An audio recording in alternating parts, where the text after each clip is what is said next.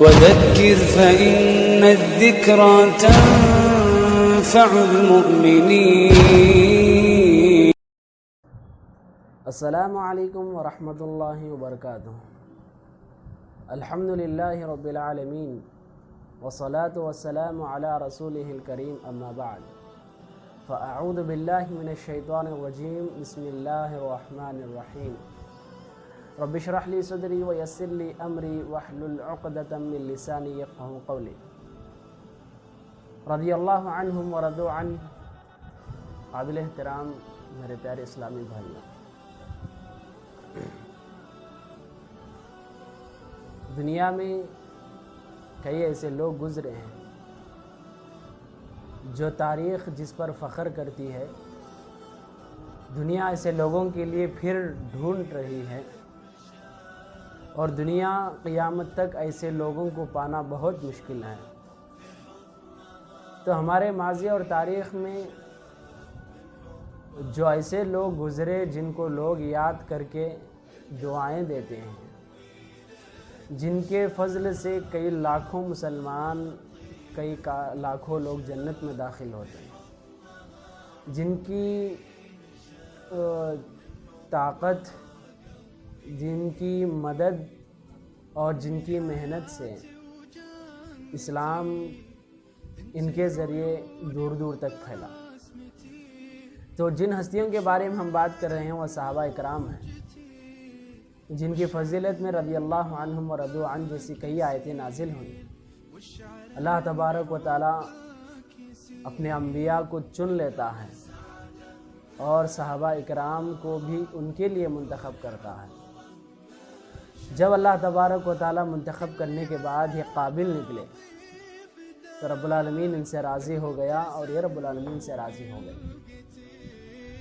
تو آج کے اس ویڈیو میں ہم بات کریں گے اس صحابی کے متعلق جن کی اہمیت میں سیرت بہت زیادہ لکھی گئی ہے. یہ وہ صحابی ہیں جن کو رسول اللہ صلی اللہ علیہ وسلم نے کہا کہ آپ مہاجر بھی ہو اور انصاری بھی. تو صحابہ میں دو قسم ہیں، ایک مہاجر جو مکے سے مدینہ چلے، اور دوسری قسم انصار صحابہ ہیں جو مدینے میں خود رہ کر مہاجروں کی مدد کی. تو رسول اللہ صلی اللہ علیہ وسلم نے اس صحابی کو دو لقبوں کا اختیار دیا کہ آپ چاہے تو مہاجر بھی کہلا سکتے اور چاہے تو انصاری بھی، مگر یہ انصاری کہلانے کو ترجیح دیا اور یہ انصاری صحابی کہلاتے ہیں. اور دوسری بہت اہم فضیلت ان کی یہ ہے کہ رسول اللہ صلی اللہ علیہ وسلم پر ایمان لانے کے لیے خود مدینے سے مکہ چل کر آئے تھے، اور یہ وہ قبیلہ تھا جو مدینے سے، یثرب سے رسول اللہ صلی اللہ علیہ وسلم کے ہاتھ پر آ کر انہوں نے اسلام قبول کیا اور بیعت کی. تو ان کو حلیف انصار بھی کہا جاتا ہے کہ انصار صحابہ کے طرف سے آئے ہوئے نمونے، اور یہ ان کے طرف لیڈر کی طرح سے تھے. اور اس صحابی کے متعلق اہمیت میں یہ بھی بتایا گیا کہ رسول اللہ صلی اللہ علیہ وسلم کے رازدان ہیں. ایسے رازدان ہیں کہ رسول اللہ صلی اللہ علیہ وسلم منافقین کا نام اس امت کو نہیں بتایا اور نہ ہی اپنے صحابہ میں بتایا. جلیل القدر صحابہ موجود تھے، بہت ہی بڑے مقام والے ابو بکر، عثمان، علی، عمر جیسے صحابہ رضوان اللہ علیہم اجمعین موجود تھے، مگر رسول اللہ صلی اللہ علیہ وسلم نے منافقین کے نام ان میں سے کسی کو نہیں بتایا. اور یہ وہ صحابی ہیں جو منافقین کے نام اللہ کے رسول نے ان کو بتائے اور یہ منافقین کو جانتے تھے. اور یہ وہ صحابی ہیں جن کے لیے رسول اللہ صلی اللہ علیہ وسلم نے دعا کی تھی کہ اے اللہ اس صحابی کو چاروں طرف سے حفاظت فرما. تو رسول اللہ تبارک و تعالیٰ ان کو ہر طرف سے حفاظت کر رہا تھا، فرشتے ان کی حفاظت میں موجود تھے. اور یہ وہ صحابی ہیں کہ ایک مرتبہ رسول اللہ صلی اللہ علیہ وسلم ٹھنڈ میں چادر اوڑھے ہوئے تھے، تو جیسا ہی یہ صحابی پہنچے تو اللہ کے رسول نے اپنے چادر کا ایک حصہ صحابی کو دیا اور ان کو چادر میں اندر لے لیا. یہ بہت بڑا فضل ہوتا ہے کہ اللہ کے رسول کے ساتھ اتنا قریب مل کر بیٹھے ہوں. اور یہ وہ صحابی ہیں جن کے متعلق عمر رضی اللہ عنہ کی روایت ہے کہ عمر رضی اللہ عنہ وہی جنازے کی نماز پڑھاتے تھے جس جنازے کی نماز میں صحابی موجود ہوتے تھے۔ اگر یہ صحابی اس جنازے میں موجود نہ ہوتے تو عمر رضی اللہ عنہ اس آدمی کو منافق سمجھتے اور جنازے کی نماز پڑھانا پسند نہیں کرتے۔ تو جس صحابی کے متعلق آج ہم بات کر رہے ہیں وہ حذیفہ بن یمان رضی اللہ عنہ ہے، جو رازدان رسول اور محب رسول ہیں۔ ان کی پیدائش کے متعلق 6 صدی میں یعنی ہجرت سے 30 یا 40 سال قبل یہ مکے میں پیدا ہوئے۔ مکے میں پیدا ہوئے، ان کا یہ قبیلہ عبس سے تعلق رکھتے تھے۔ اسلام سے قبل یہ مکے میں تھے۔ ان کے آباء و اجداد کے درمیان یعنی قبیلے میں قتل اور غارت گری ہوئی، جس کی وجہ سے مکہ چھوڑ کر مدینہ چل گئے، وہاں پر بس گئے، جہاں بس کر ان کے والد صاحب کی وہاں پر شادی ہوئی اور وہاں پر ان کی پیدائش ہوئی۔ حذیفہ بن یمان مدینے میں پیدا، تو مدینے میں ان کی زندگی بسر ہو رہی تھی، اور ان کے آباء و اجداد بہت ہی مشہور اور معروف شہ سوار، تیر چلانے والے، تلوار چلانے والے اور بہت ہی طاقتور لوگ تھے۔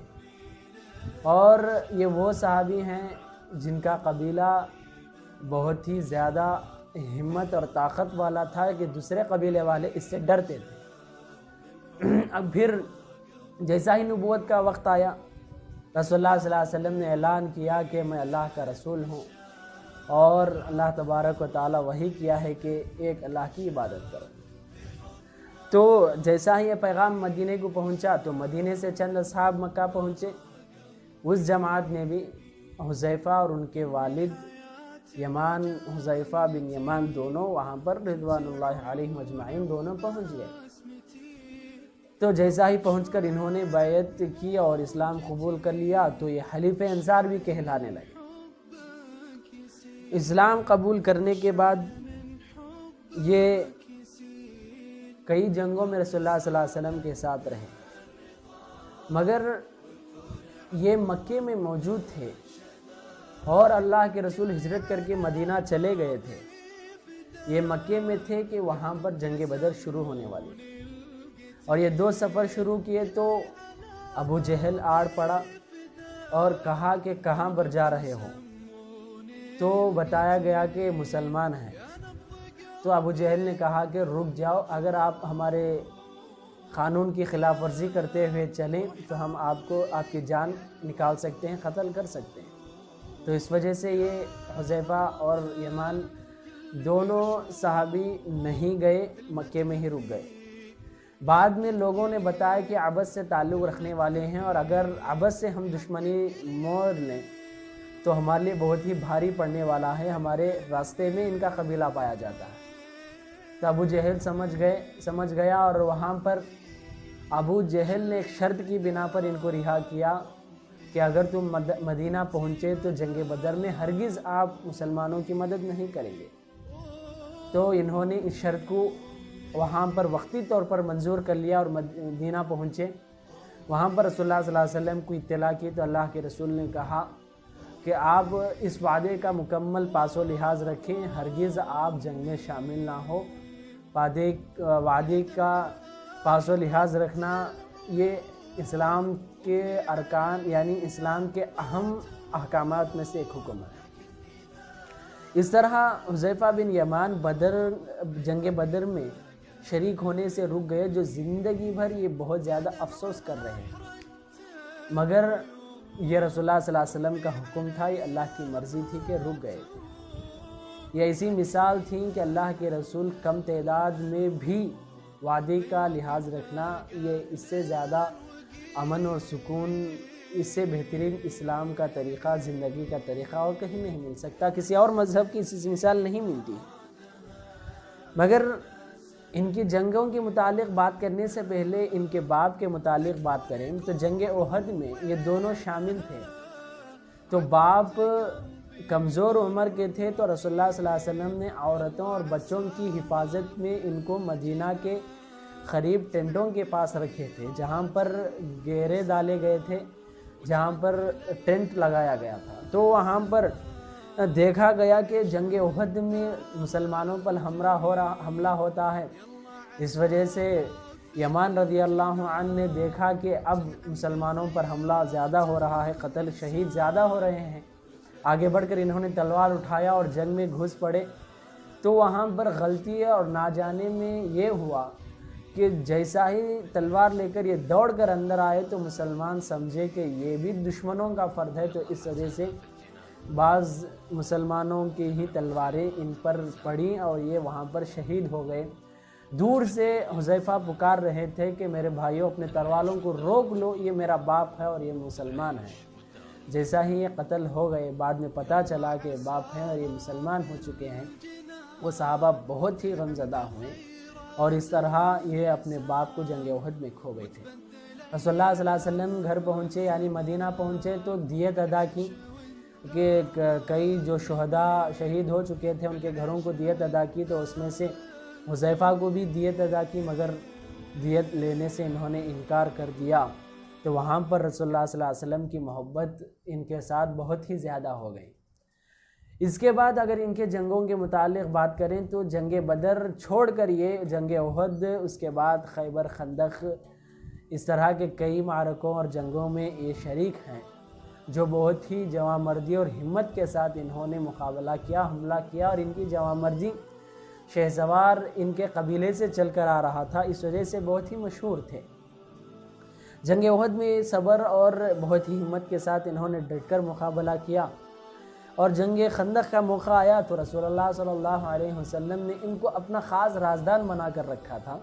منافقین کے نام بتائے تھے کہ جنگ احد میں عبداللہ بن ابی نے 300 لوگوں کو لے کر واپس چلا گیا تھا اور دھوکہ دیا تھا، اس وجہ سے اللہ کے رسول نے منافقین کا نام بتا دیا کہ منافقین یہ ہیں، ان کو خاص طور پر اپنی نظر میں رکھنا۔ تو جنگ خندق کے وقت رسول اللہ صلی اللہ علیہ وسلم نے حذیفہ بن یمان سے کہا کہ آپ دشمن کے فوجوں میں جائیں۔ خندق کا موقع تھا، رات اندھیری تھی اور آندھی زور سے چل رہی تھی، ہوائیں زور سے چل رہی تھیں، تو اللہ کے رسول نے کہا کہ آپ اپنا چہرہ بدل کر فل ڈھانک کر دشمنان کے درمیان جائیں اور وہاں پر ان کی حالت سے ہم کو اطلاع کریں۔ تو یہ اپنی جان کو ہتھیلی میں رکھتے ہوئے آگے بڑھے اور دشمنوں کے صفوں کے درمیان جا بیٹھے۔ وہاں پر ابو سفیان کا خطاب ہو رہا تھا۔ ابو سفیان نے کہا کہ اے لوگوں، ایک بات کہہ رہا ہوں، خاص طور پر اس بات کا لحاظ رکھنا کہ اپنے ایک دوسرے بھائی کو دیکھ لیں جو آزو بازو بیٹھا ہے، وہ کون ہے؟ تو ابو سفیان کو شک تھا۔ تو جیسا ہی یہ جملہ انہوں نے کہا تو حذیفہ بن یمان رضی اللہ عنہ نے آگے بڑھ کر چالاکی سے انہوں نے کیا کیا کہ بازو والے کا ہاتھ پکڑ لیا۔ جیسا ہی انہوں نے پکڑا اور کہا کہ آپ کا نام کیا ہے اور آپ کون ہیں، تو اس طرح دوسروں کو موقع ہی نہیں دیا کہ یہ جھوٹ بولیں یا اپنا تعارف کرائیں۔ اس طرح یہ بہت ہی چالاکی سے وہاں پر نکل پڑے اور ابو سفیان کا پورا خطاب لا کر اللہ کے رسول کو بتا دیا کہ کہاں کہ یہ بہت ہی ڈر چکے ہیں اور یہ لوٹ بھی، آگے لوگ لوٹ چکے ہیں، لوٹنے والے ہیں۔ تو اسی وقت اسی رات رسول اللہ صلی اللہ علیہ وسلم ٹھنڈ کے ماری انہوں نے چادر اوڑے بیٹھے ہوئے تھے، تو حذیفہ بن یمان جیسا ہی پہنچے تو رسول اللہ صلی اللہ علیہ وسلم اپنی چادر کے ایک کونے میں حذیفہ کو اندر لیا، اس وقت گفتگو کرنے لگے۔ اس طرح رسول اللہ صلی اللہ علیہ وسلم ان سے تعلق رکھتے تھے، یہ بہت ہی اللہ کے رسول کے قریب رہا کرتے تھے۔ ایران کے کئی علاقے جو مشہور علاقے حذیفہ بن یمان نے فوجی کی طرح آگے بڑھ کر انہوں نے فتح کیا ہے، بہت ہی کم ان کے سیرت میں چیزیں بتائی گئی ہیں۔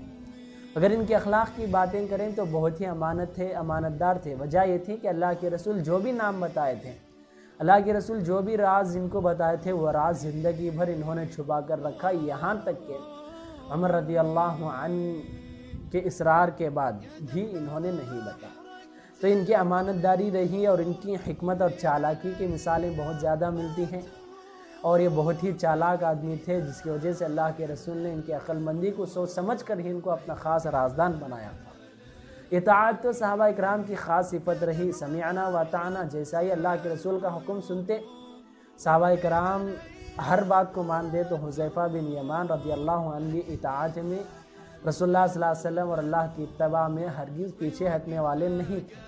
इस तरह इनकी भी मिसाल बहुत ही मशहूर है, जिस तरह तमाम सहाबा की मिलती है। अगर इनके ख़ानदान के बारे में हम गुफ्तगू करें तो इनके वालिद हुज़ैफ़ा बिन यमान रज़ियल्लाहु अन्हु हैं।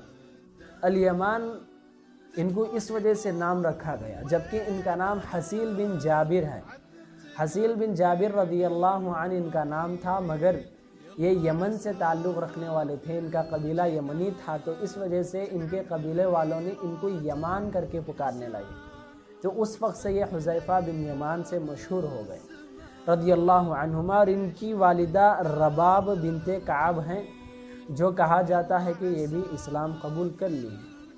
इनके चंद भाई थे जो हुज़ैफ़ा के, साद, सफ़वान, मदलज और एक बहन लैला भी थी। इस तरह इनका छोटा सा ख़ानदान था और ये बहुत ही लंबी ज़िंदगी इन्होंने गुजारी है। इनकी सीरत में बहुत ही कम ऐसे रिवायत हैं इनसे जो सही इनकी सीरत मौजूद है। इस वजह से बहुत कम ही इनकी बातें बताई गईं, बहुत सी बातें अधूरी ही रह गई हैं। जब अबू बकर, उमर और उस्मान की खिलाफत के बाद अली रज़ियल्लाहु अन्हु की खिलाफत का वक्त शुरू हुआ, तो उस वक्त अली रज़ियल्लाहु अन्हु की खिलाफत का इनका आखिरी वक्त था। ये मर्दुल मौत में थे।